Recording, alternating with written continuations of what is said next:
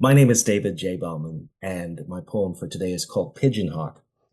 Around here, Pigeon Hawk, you might hear a grandfather or grandmother refer to a certain kind of falcon that is actually called a merlin. But they're known as a pigeon hawk partly because they kind of look like a pigeon and they're about the same size as a pigeon. But once you get a good look at it, you realize that it's something much more sleek and fast.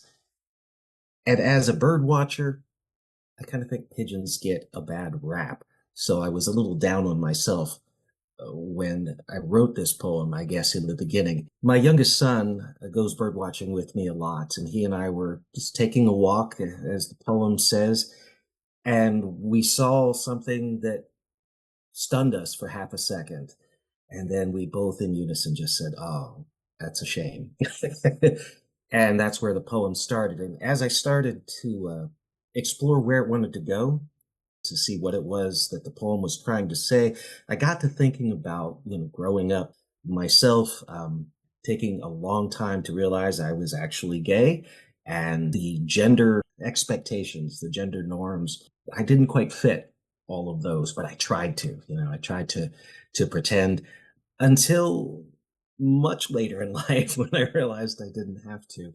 And so that's kind of, I guess, what I was exploring when I ended up writing this piece. It started out about birds, like many of my poems do, but kind of went a different direction. And it was nice to talk to some other people who put their own experience into it when they read this. So I hope maybe it'll do that for you. Again, my poem is called Pigeon Hawk.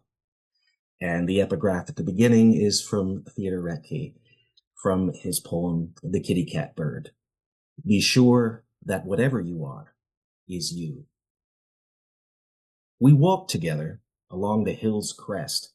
When we see them, a flock in unison, wings spread, tails cocked, riding updraft. Woe, we say, believing the impossible. A cast of falcons in formation, an air show discovered just by looking up. We hold our breath a beat and then sigh, just pigeons. Yet why the letdown? Was it not how they flew that made us gasp, or was it what we'd hoped they'd be?